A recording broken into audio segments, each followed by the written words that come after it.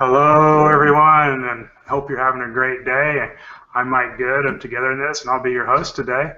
I'd like to welcome you to the Together in This Empowerment Workshop, where we have conversations to empower people who are fighting back against dementia.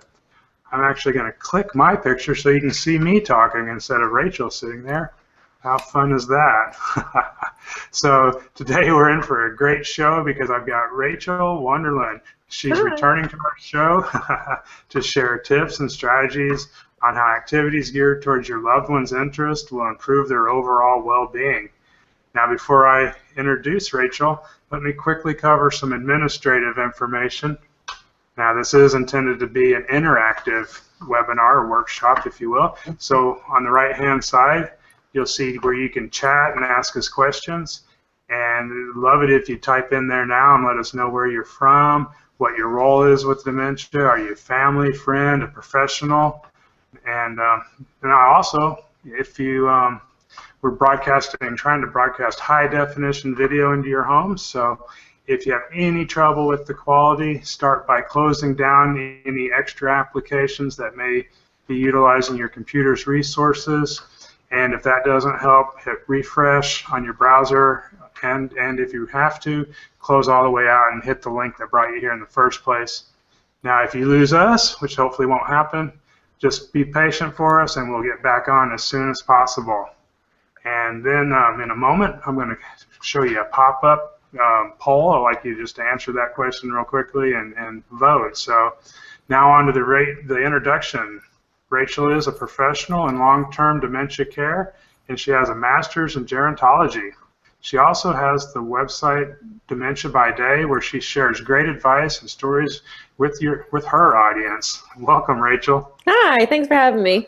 Good to be back. You're welcome. Yeah, great to have you back. We're looking forward to a great show here. Okay, so I see the group chat over here. So I think if anybody writes anything, I should be able to see what they say, hopefully. We did that last time. Yeah, and it worked out pretty well. So if you have any questions or anything, comments, whatever, throughout the chat, just type them up there and I'll try to answer as I go.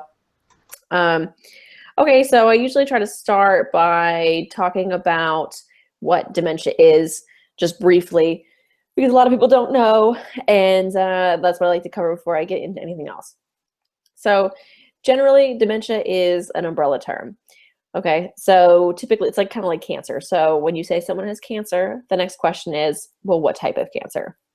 And dementia is kind of like this, because with dementia, you'd say, well, what type of dementia they have? People often get confused and they think Alzheimer's and dementia are the same thing, or dementia is pre-Alzheimer's, or Alzheimer's is pre-dementia. Alzheimer's is actually a type of dementia. So there are over 70 different causes of dementia. So this umbrella term, dementia, really just means cognitive loss over time. So that includes things like memory loss, loss of spatial awareness, even the ability to like walk is impaired, just your general impairment over time. And different types of dementia have different types of impairment that go along with them. Some of the other big types of dementia are obviously Alzheimer's, vascular dementia, frontotemporal dementia, dementia with Lewy bodies, and I mean, you could even get dementia from drinking your whole life. So there are all these different types of dementia, and we're seeing a lot more dementia because people are living a lot longer and because we're diagnosing it a lot faster and we're diagnosing it more appropriately. A lot of times, and many years ago, people just got labeled as being senile. Oh, you know, she's getting old, she's confused, that's what normally happens. And what we've realized is that dementia is not a part of normal aging.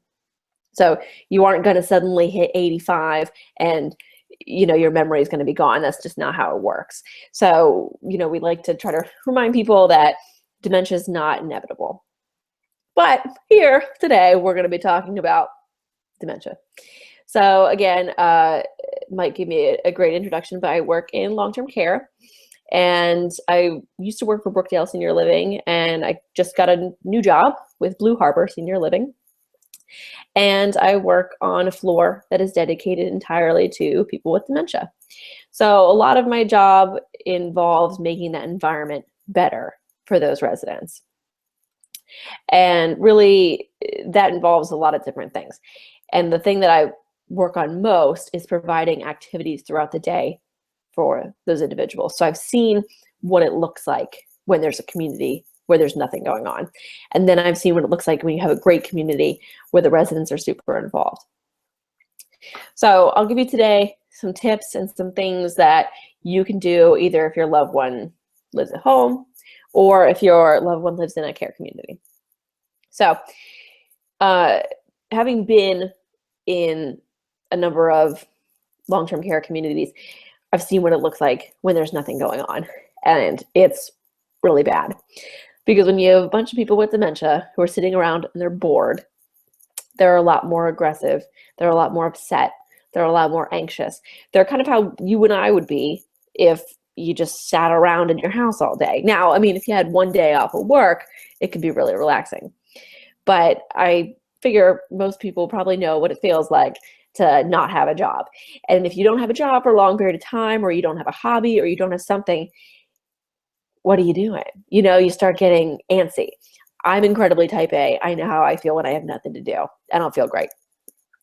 So dementia is the same way, except people with dementia don't have the ability to say, hey, I'm really bored, you know, provide me with some enriching activities. They don't have the ability to say that. So instead, you get people who are upset and anxious and aggressive, and you get all these terrible negative reactions. So when you can add positive activities to somebody's life, it makes a world of difference.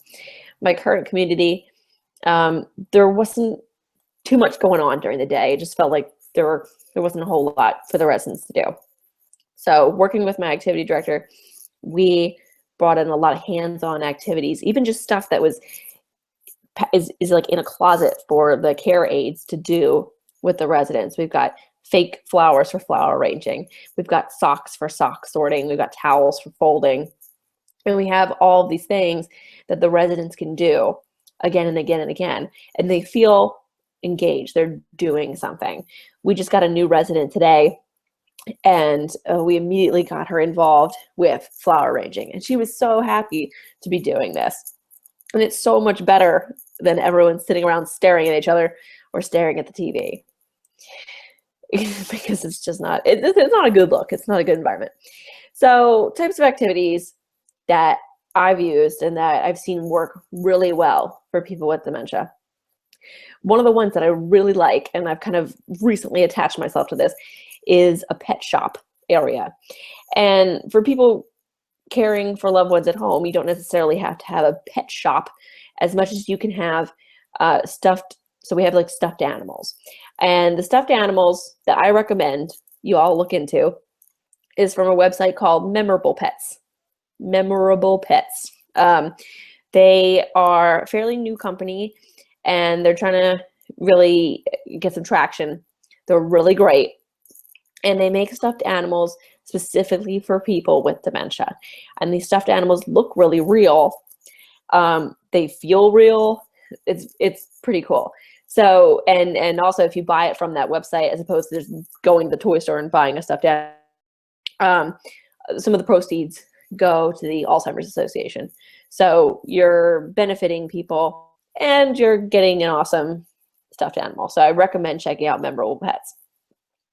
I have worked with that company before, so they generously donated 2 pets to me for my latest community, which is awesome. I have a cat and a dog at the community, and the residents absolutely love them because a lot of the residents believe they're real. I saw a guy, one of my residents, walking the dog down the hallway the other day on his walker, and I said, "Hey, is that your dog?" And he said, "No. I think if I keep walking him up and down the hall, someone will claim him." So it was this great moment, you know, but he's just really happy to be helping this dog out. So you see a lot of cool reactions with the pets. And so for people who have always loved stuffed animal or always loved animals, the stuffed animals are a really great option, especially because they don't need to be taken outside. They don't need to be fed. You know, you don't need to do any of these things.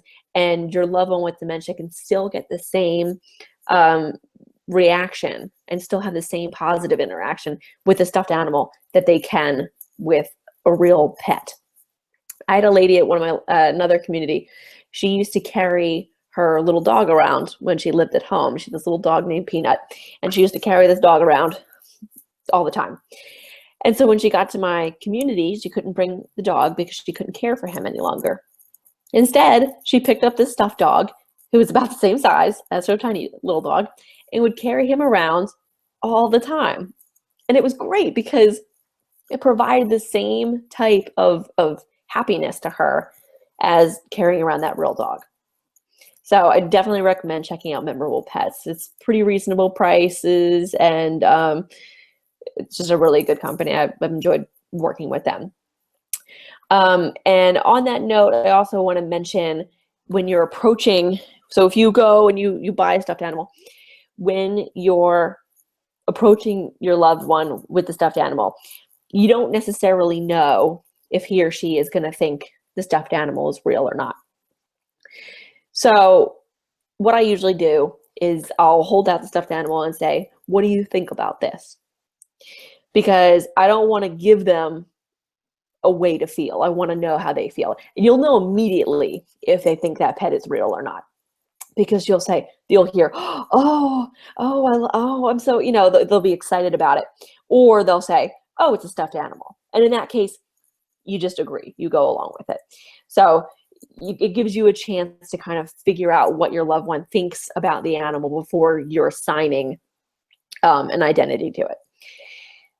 The other thing that we've had, and I've seen work every community I've ever been to, are baby dolls. Baby dolls can provide a lot of positive enrichment for somebody with dementia. And it seems weird because when you're setting up baby dolls, especially in a long-term care community like the one I work in, you'll sometimes hear people kind of, shrug it off like, well, why are you setting up stuffed animals in a dementia community? That's weird. Well, a lot of the residents think they're real. I have seen so many beautiful stories and interactions with baby dolls. I can't even tell you. I mean, I have a list in my mind of stories. I know a resident now who usually in the late afternoon, she'll start sundowning, she'll start getting a little upset. But when you bring her that baby, completely turns her day around. She is elated to have this baby. This is her baby. She has named it. It is called Susie. She calls it Susie, and she takes it with her everywhere. I went to pick up Susie today, and she reprimanded me, telling me that Susie is sleeping, so I shouldn't touch the baby. So, you got to live in that person's world, and sometimes the best case scenario is they think the baby's real, they think the dog is real, and it just gives, it can just provide that person with a ton of happiness, and all you had to do was buy a baby doll. I recommend, if you're going to do this, do the same approach that you would with the dog, which is, how do you feel about this? You'll know pretty quickly, I think, if they think it's real. And also look for a doll that is realistically sized and with a realistic weight. The Alzheimer's store has dolls.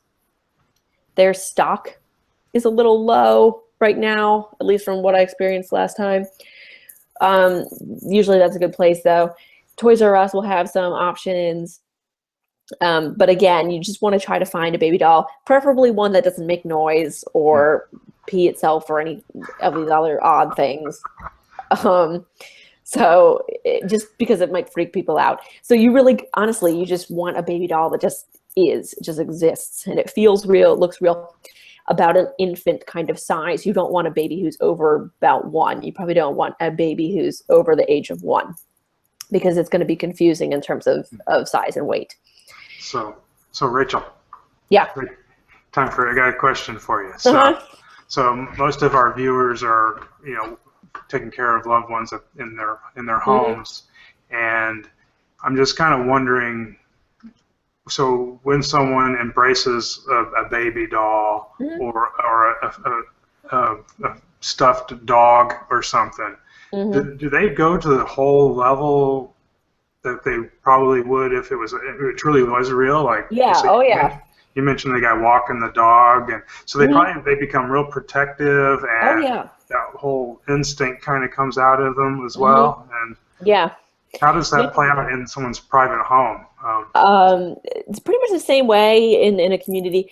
We have to be very careful, and I talked to staff the other day about this, is if you're carrying, if you're carrying the dog, if you're carrying a baby, you yourself as a caregiver want to hold the baby like you would a real baby, because they will tell you if you're holding the baby wrong. Because if you're picking up the baby like by its head, because it's a baby doll, you wouldn't do that in real Right, life. right. But these people believe the baby is real, so you need to treat it as such. And that's what I always tell people, is like, you need to treat it as such. So yeah, it at home, it's going to be the same. It's going to be the same kind of thing. I would recommend, if it's a baby, to have a place where the baby sleeps. I actually found a really great, at Toys R Us, they had a like a not a crib, but like a playpen essentially, for $60, which is actually really, really good. And it's really lightweight. So even if you just go and get it, or get a bassinet, or get a changing table, or get something for a baby to sleep on, and kind of make that the designated baby area. So you're not just going to like put the baby down on the couch when mom's done with it. You want to make sure the baby has a place to sleep, because you're going along with the story. And the best way to do that is for you to also treat the baby as real, Mm. and to So, provide the baby with things. Yeah. so I also think, we tend to think of a baby doll for just the female women, and Mhm. but I've heard or seen that the men sometimes also embrace the Oh yeah. baby dolls.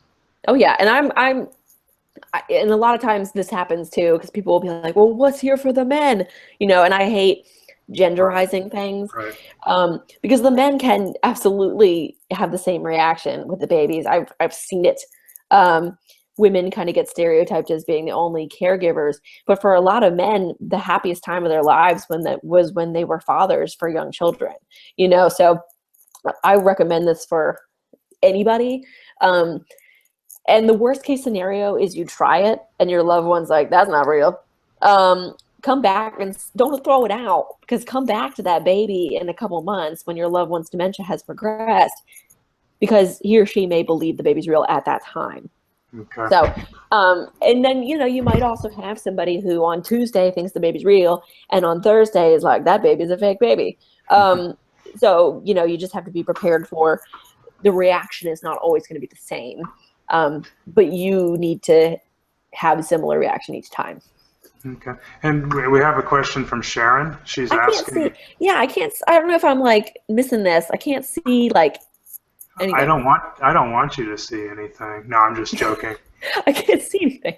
I like the group chat. Like, I don't know. All right. Well, you just have to So, read it to me then. I don't know all what the right. deal is. Well, you have to have your Webinar Jam app open. I don't I know if thought I that's did. you probably do. It's probably technology just trying to keep you on your toes. Yeah. But Sharon's asking if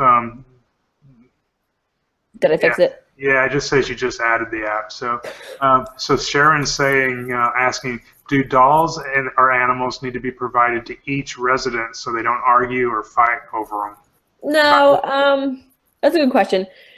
It honestly depends. So like, we have two babies, and I'm really looking to get a couple more, because some of our people have kind of claimed them. So what you'll find is that people will gravitate towards, there are some people, the more mobile people, will find the babies, or will get upset if they don't have their baby, and then you'll have to get the baby for them. Other ones kind of come and go. If you hand them the doll, if you hand them the stuffed animal, they're related, but you have to introduce them to it each time. So it depends on the community. It depends on the people there. My last community, we had capacity for 50 residents. We generally hovered around 45 or so, and we had 3 babies by the time I left. And that was actually a pretty good number. So generally there was one hanging out in the crib, and 2 were out and about. And it was just a matter of every day finding them and saying the green baby, you know, by outfit, as in the green baby is missing, someone find the green baby. You go look in people's rooms and find the baby. So yeah. I'm trying to like this thing. See, I'm clicking like room, I'm clicking things, it's not telling me, so I don't know what to do. It's okay. You're just gonna have to tell me. Well, if you click the chat, since you just opened it, Uh-huh. it won't have the history. So, Okay. you know, as soon as someone types something, you might get it. So, Okay. or maybe Yeah, you I've got won't. like 2. Who knows? We'll see. We'll see. Every week we get to practice on patience with technology, just to help us. I'm in a better room this time. My cats aren't in here. The last time I was on here, the cats were everywhere. I'm in a different house now, so okay. Talk about baby dolls. Yeah, so Huh? I was going to say, so what other activities or ideas do you have for our families in their homes? Other things are just like having small daily activities. I keep everything in a bin. So at my community, and I've done this before, I keep activities in bins, and I have them all labeled and very organized. So one of my favorite ones is folding socks and towels. And although this seems awful because no one wants to do it now, like you don't go home and get excited about folding towels, at least I don't. But your loved ones with dementia probably will, because they've spent a lot of time not being asked to do things. You know, like you're not asking, hey, mom, can you come help me do X, Y, and Z? Because the assumption is kind of like, well, she probably can't. But the truth is, these people still want to be asked. They still want to help. You know, they want to feel relevant. They want to feel important. So providing small activities that are like on hand is really helpful. So I have a bin that is essentially, it's just towels. I went to Target and I just bought a bunch of inexpensive towels. And I mean, you could even just get your real towels if you're at your house. You know, your mom could fold those.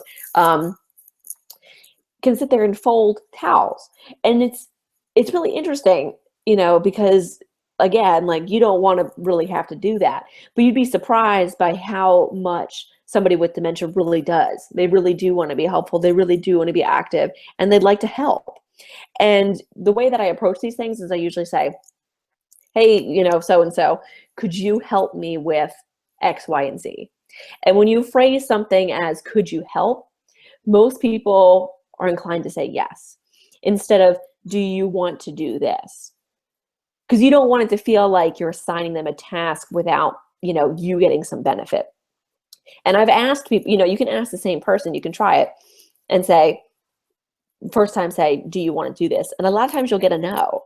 But if you say, could you help me? The reaction is usually a lot different.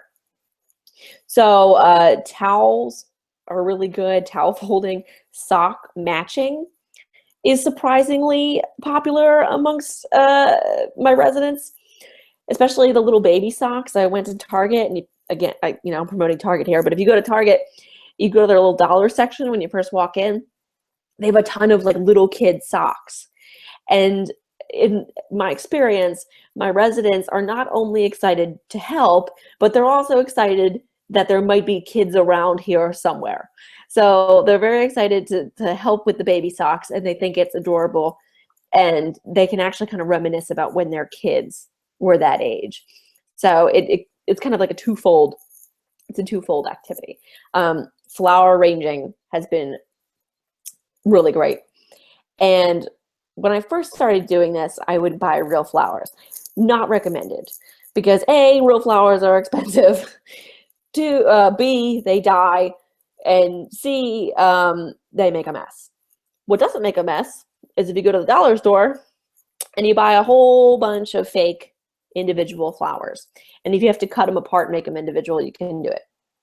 And then you just get a whole bunch of vases. Don't worry if it's a glass vase. You know, a lot of people will say, oh, it's a glass vase, they're gonna break it. Just get a glass vase, it's fine. And you put all these things out, and a lot of people, if you kind of cue them to start, hey, Dad, could you help me arrange these flowers? We're having a party tonight. I want to make centerpieces. Oh, okay.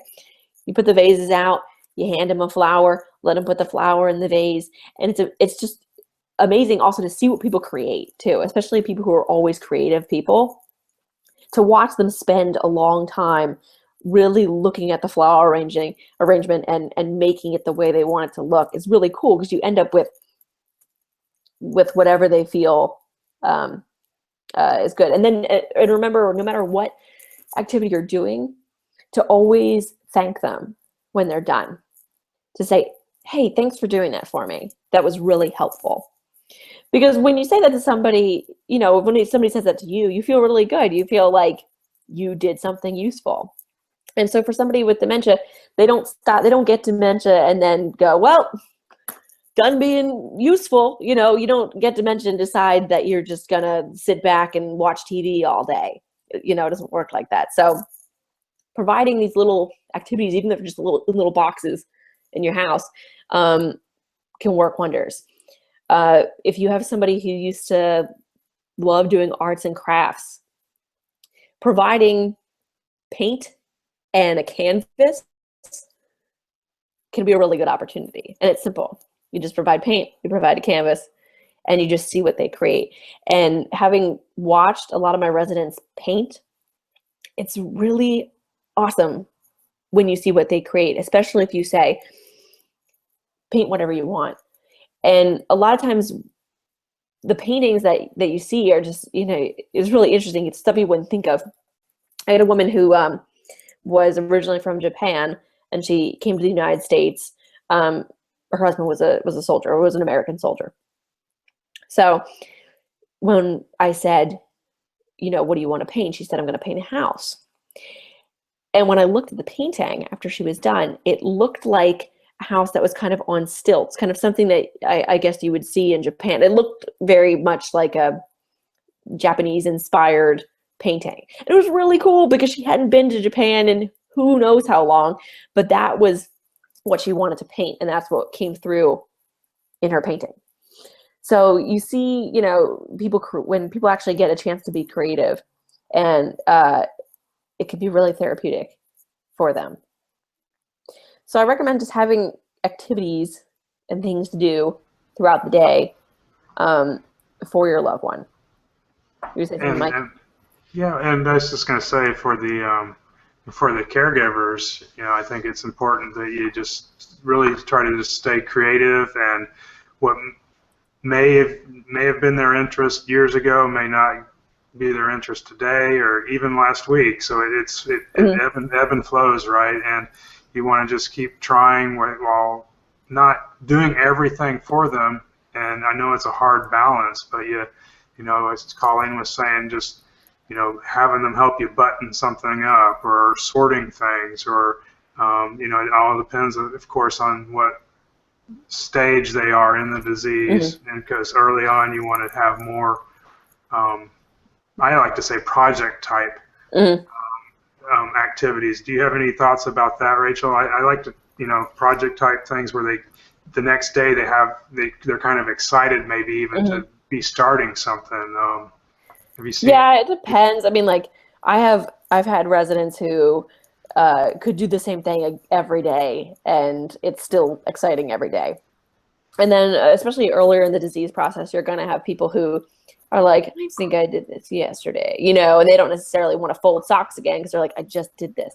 And on that note, if you have a bin of socks for someone to fold, please don't have them fold it and then put it in front of them again and unfold all the socks, because they're going to be really mad, and they're going to be like, why are you unfolding all these socks?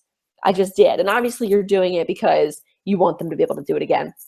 I recommend taking it in a different room and undoing it there. Because even somebody who is pretty advanced dementia is still going to be like, why are you making me do that when you just undid that other thing that was already done, you know? So that's a good tip. Yeah, and Robin's got a great idea here. As a man, I can envision myself in wanting to play with PVC pipe and connectors. Oh yeah, yeah. We have. We have I've had like building blocks before, but you can go and I'm just like talking about stores here. I think Target again. Yeah, it's Target. You go to Target's toy section, and I hate that. But you really Target and Barnes and Noble actually have really good stuff in their toy section sometimes. You just gotta make sure it's not too childish. But they have like these really great connecting blocks at Target where they kind of stick together in a nice way, and you'll see what people create. I had a guy build a train once out of the blocks. Yeah, I put it in front of him and I said, build whatever you want. That's what he built. He built a train. And I read an article or saw a video of maybe it was TIPA, but somebody used the PVC, and then the next thing you know, thought it was like a saxophone. So it was rekindling an old memory, and it turns out the gentleman was a sax player in his earlier youth, and it brought out a whole new side. And so you just don't know what memories it's going to rekindle, and then you can really roll with that, right, and use it. And for your loved ones who are fairly early in the disease process, they're probably going to want to go to work.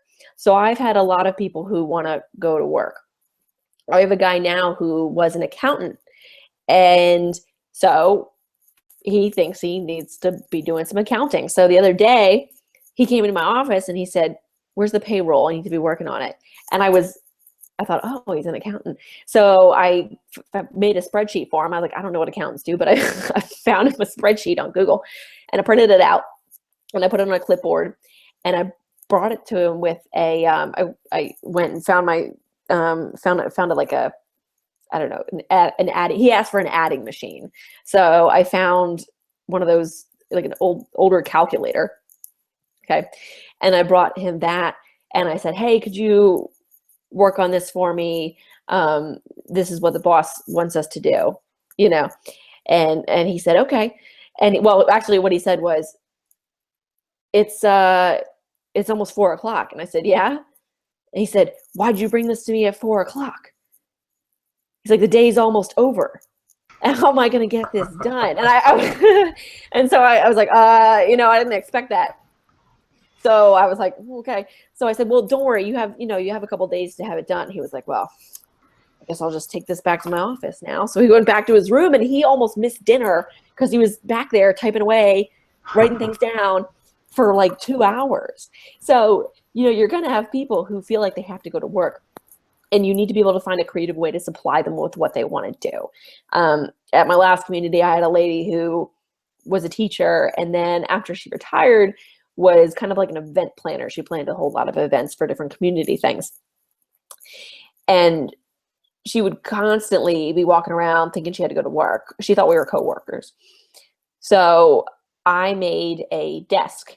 I put a desk in one of the like common areas, and I went to the hospice store and I bought a computer for $100, just like an older computer. I didn't connect to the internet. I just has Word on it and stuff like that. And I'd say, hey, can you come help me with this?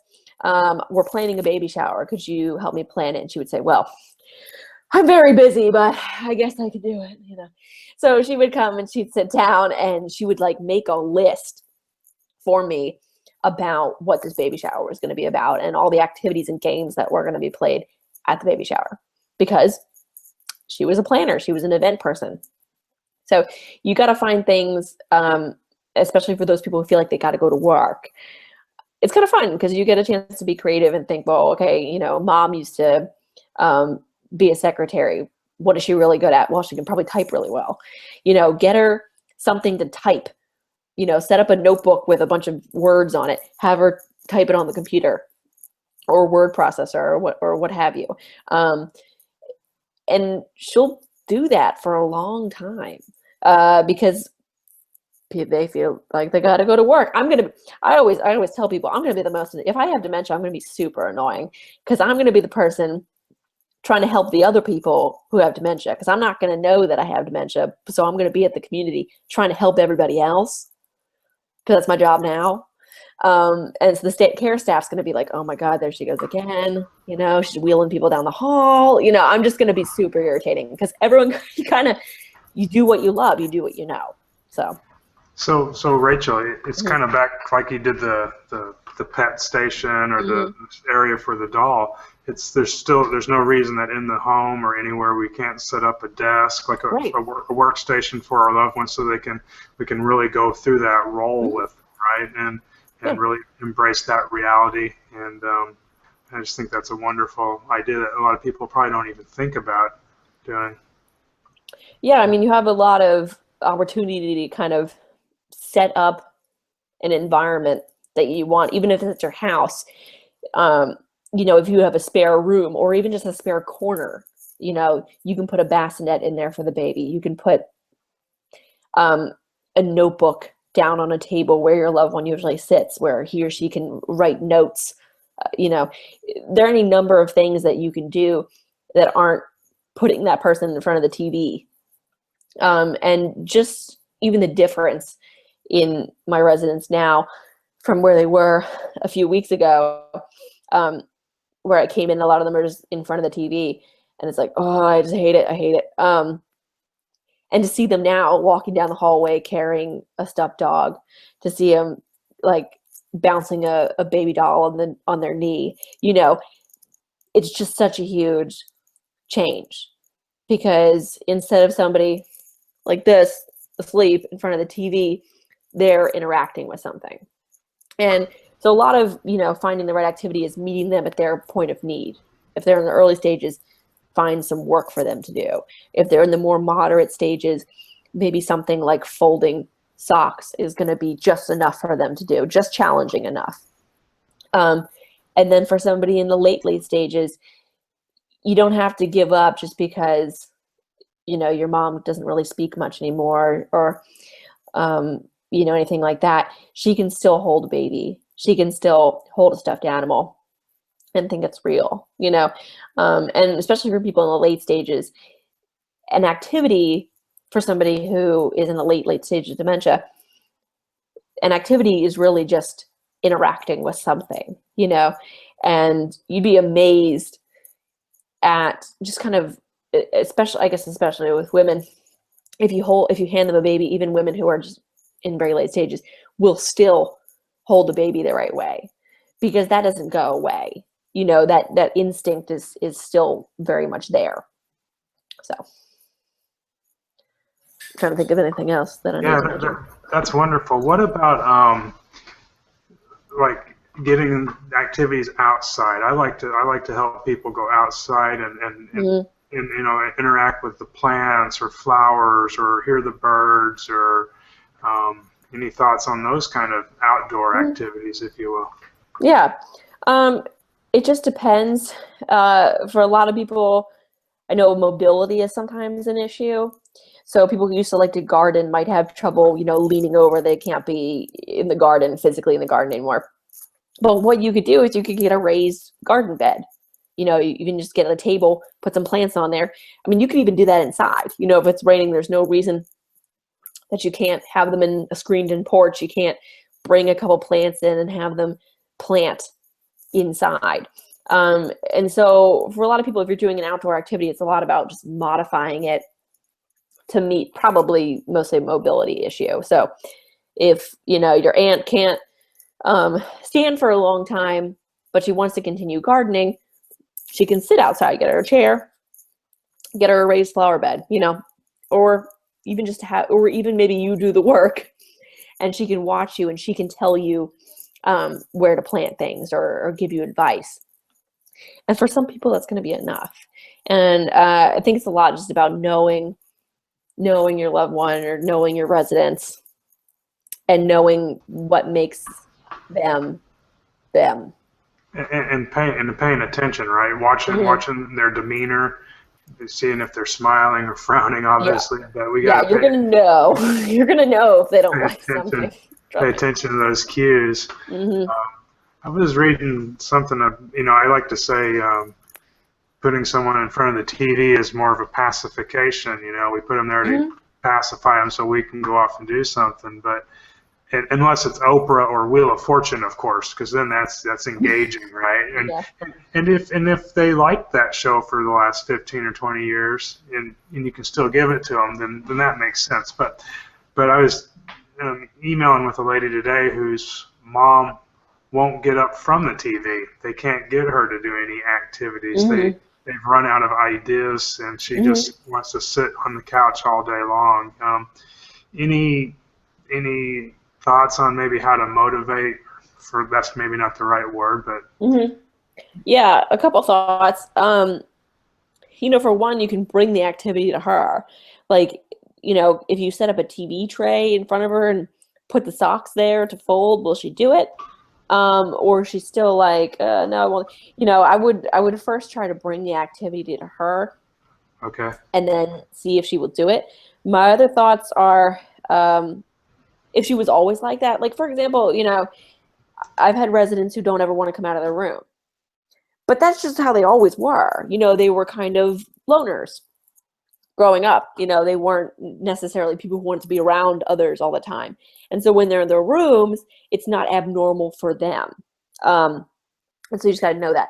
But if this is a person who was always engaged and always active and now doesn't want to do anything, I would definitely get her to a physician so he could do the geriatric depression scale, because dementia and depression go hand in hand a lot. And a doctor might want to prescribe something for depression or anxiety, and you might see a change after that. So, if you're seeing your loved one who's always engaged and active and loves doing things, and now for like, you can't get him involved, you can't get him to do anything, there might be an underlying issue there. There might be an underlying medical issue that needs to be taken care of. yeah, that makes a lot of sense. Mm-hmm. Yeah.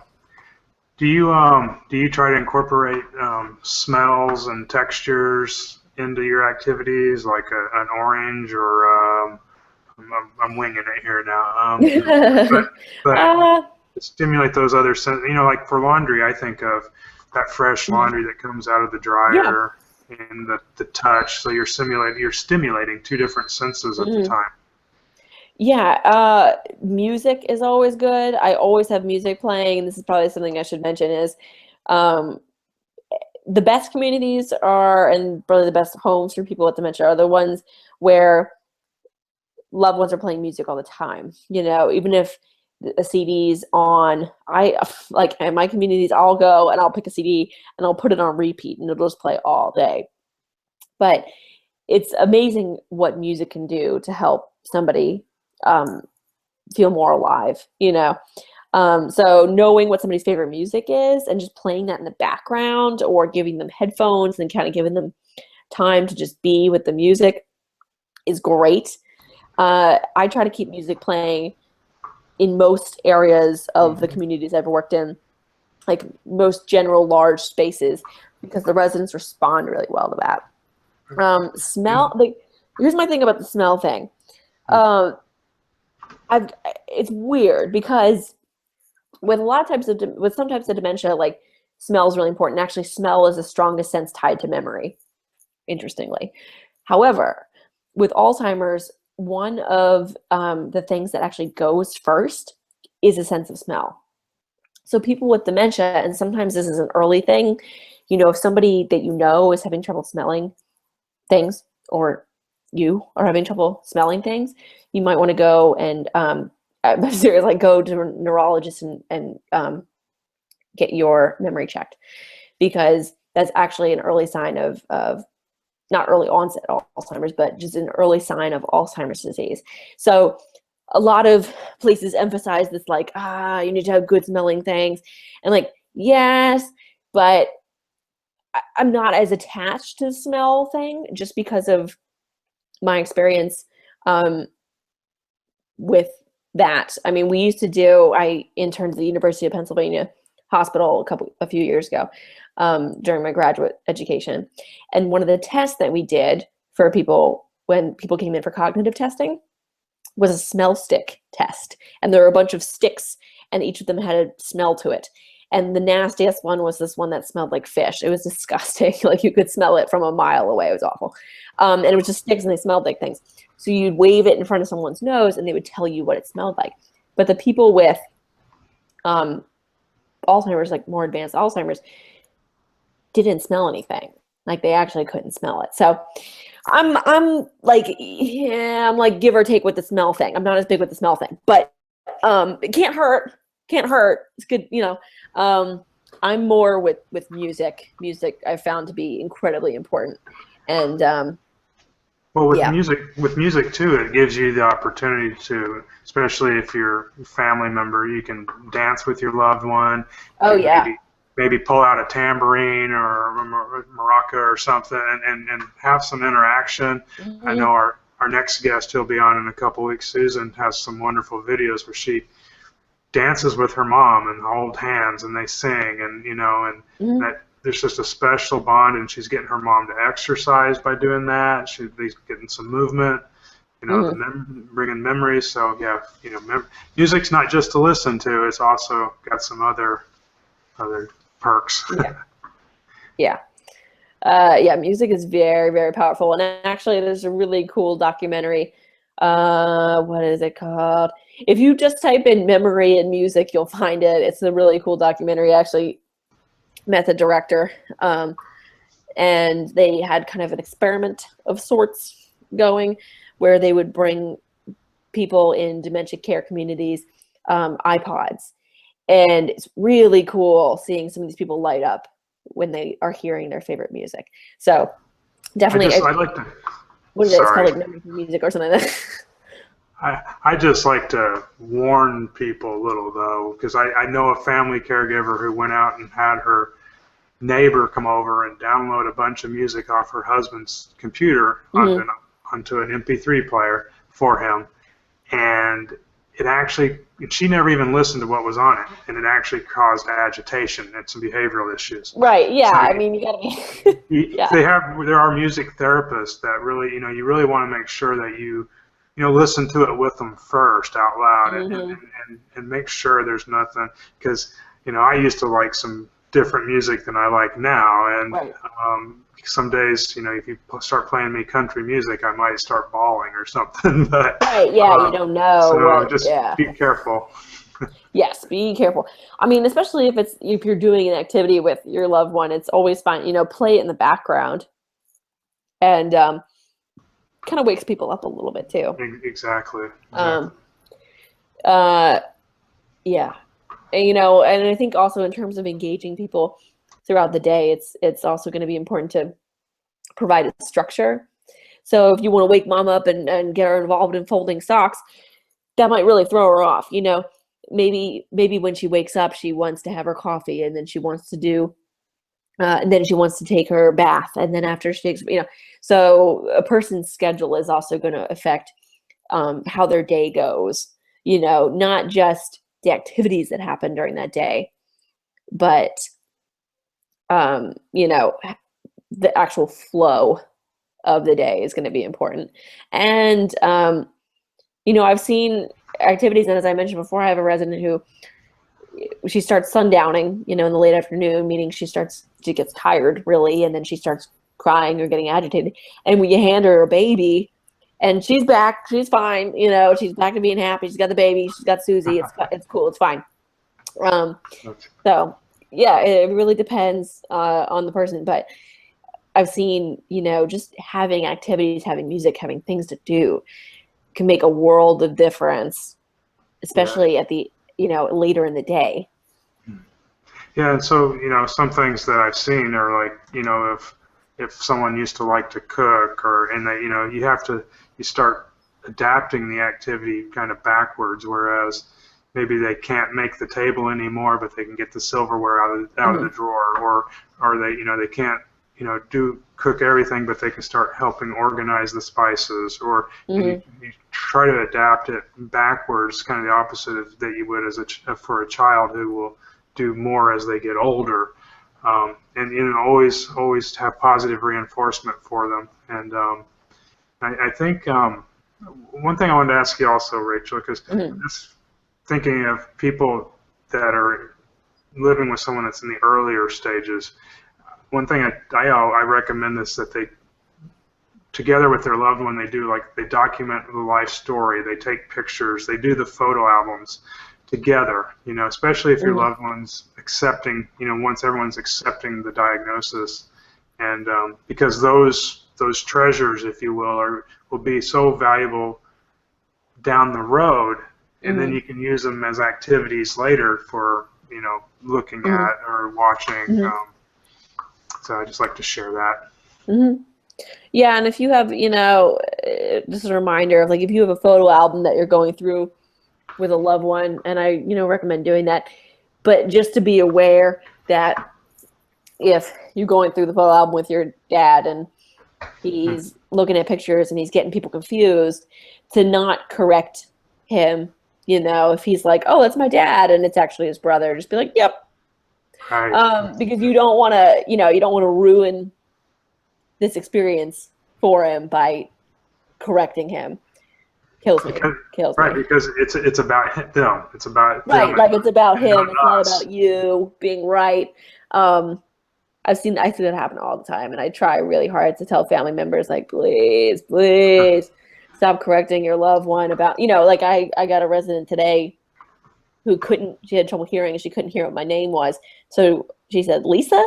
And I said, yep. And the family members are like, no, her name's Rachel. I said, no. I said, my name's Lisa. That's my name. That's fine. That's okay. And so it's just like, it's just not, you don't have to be right. Just let your loved one be right. Yeah, just let him be right. It's going to save you a lot of pain. Because, like, every time I see her, I don't want to be like, Rachel, like, spell out my name. It's just like, I'm Lisa. That's fine. I don't care. So, yeah. I wish I could, like, see people's questions and stuff. I could last time. I don't know what the heck. I have Webinar Jam open. Yeah, we have to work on it. Actually, we have a question from Sharon, but it's a medication question. What is the best medication for anxiety or agitation? I can answer this from a very general perspective. Right. It depends. Okay. It depends. Honestly, I mean, there's really no best. Just having taken pharmacology in college, that's my only requirement. I am not a physician. It really does depend, because everybody's body chemistry is different, and as you age, your body chemistry changes. So something that works for me is not necessarily going to work for you. So it's going to, and the thing with anxiety medication is hard sometimes, because you got to play around with it for a little bit to kind of find out what works best. With people with dementia, I always try to tell family members, and I wish doctors would do this too, to not immediately prescribe, but to instead say, what can we change in the person's environment? Like, what can we change about the approach? What can we change? What can we do that does not involve us changing his or her medication? So always go there first. However, that's not to say that medication is not important, because I have seen a world of difference, good and bad, with regards to medication. You have people who cannot function if they don't have their anxiety medication. And then you have people who are going to be lethargic when they're on too much. So very tricky, tricky. And don't assume that your one doctor knows everything and got it right, because I've heard multiple doctors say it's an art, not a science. And I also like to recommend to family members to get a notebook and create a behavioral log, and just try to log everything that happens, any sounds that happen, the weather that day, what was on TV, and maybe find a trend that causes the agitation, because it's without that, then you're back to jumping to a medication. But at least give that a shot first, and maybe you'll discover that the light was coming through the window at a certain time, shining Mhm. in the eyes, and it was making him mad. So, Yeah. um, And then it was just something simple. And also, if you're going to go to, the problem with, like, when you have a kid, you take them to a pediatrician and it's like, oh, it's done. Pediatrician can handle all these things. But when for older adults, you'll end up taking that person to like 5 different doctors and they all prescribe different things. If you can find one, I really recommend a geriatrician, because geriatricians are specialists in aging, specialists in medicine for older adults. And they're going to be the ones who are like, wow, your mom's on 10 different medications and some of them conflict with one another. That's going to be the person to help with that versus other types of physicians who don't necessarily think about that. They just think, oh, prescribing meds. So right. that's my And I even learned that it's actually a psychiatrist that's really proficient at the medications. I had a friend that was wife was on, she has Alzheimer's, but she was really reserved. She'd gone into a shell, and he thought it was the disease, and he didn't take her to the doctor because of insurance issues, unfortunately. But as soon as he did take her to the psychiatrist, she took her off of this back pain medicine, and his wife came back to life basically, and was back to actually cooking meals and going to soccer games with him. So, Yeah. You just really, I always tell people, get the medication form that I've got on together in this, and it's by the FDA. Start filling that out. Get all the herbal supplements, vitamins, over-the-counter stuff listed on there, so you can empower the doctor to really understand. But Rachel, I just want to tell everybody, we're coming to the end of the hour, so if you've got any last-second questions, go ahead and get those in. Otherwise, I think we should, Rachel, you have any last comments or thoughts for the viewers? Check out my site. I gotta write that. I had that accountant story that I was telling earlier. I gotta turn that into a blog post. I'll be posting that soon. If you have any questions about anything, there's an ask portion on my website.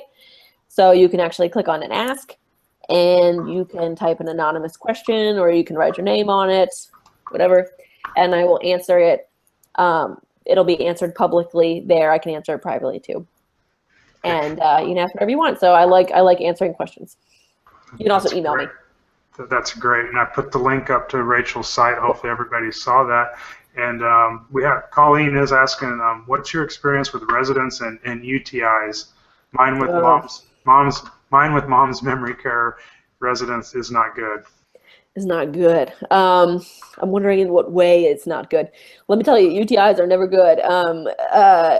It's interesting because when you have a UTI, as a person without dementia, I mean, it sucks. I mean, it hurts, and you're mad because it hurts. But people with dementia, when they get a UTI, it can change everything. I mean, they can hallucinate. They're a lot more confused. They're aggressive. They're crying more. I mean, it's a lot of times it's a big increase in agitation in some form. So typically when you know your residents well, you can almost tell immediately when somebody has a UTI, especially in my last place. I was there for like over a year. So, and I got to know the residents really well. So I could walk down the hallway and be like, check her for a UTI, and a lot of times I was right that somebody had a UTI, because when you know someone well enough and they start acting weird all of a sudden, you're like, dementia is progressive, but it doesn't just like get worse in the course of, it doesn't get like dramatically worse in the course of a day or two, so if you see like a weird change in your loved one, you're going to want to get that person checked for a UTI. And if the community that your mom lives in is like, nah, it's fine, say, okay, whatever, you guys go, get her an appointment with a doctor and say, well, whatever, I'm going to take her and get it checked out, because you don't want that thing, you don't want to get worse. All right, well, that's a good answer. And just real quickly, I went to a seminar, and more doctors are coming into private residences, and they're capable of doing a lot of testing, and UTIs is one of the ones they can do. So that's just a nice thing if your loved one has trouble getting out of the house, or and you have. And I was told that the cost is almost the same as going to a brick and mortar. Plus, the doctors can spend more time with you because they're not on a quota. So anyway, I want to really thank you a lot, Rachel, for joining us again. It's very insightful, and for all our viewers, it's stay creative. Try to not do everything for them, but try to assist them, and sometimes you assist them silently so they don't really know. But always keep a positive reinforcement, and just keep persevering, because what worked today may not work tomorrow, and may work again next week. And and just hang in there. And thanks everybody for joining us, and make sure you check out Rachel's site. And take her up on her offer to answer your questions. And if you didn't, sign up for our empowerment email so you can get notified of future updates. I'm going to pop that up on the screen, or it's probably already on the screen. And because we've got a couple more exciting shows planned for you in the next couple of weeks. So with that said, I'd like to say goodbye, and everybody have a wonderful, wonderful evening. Bye.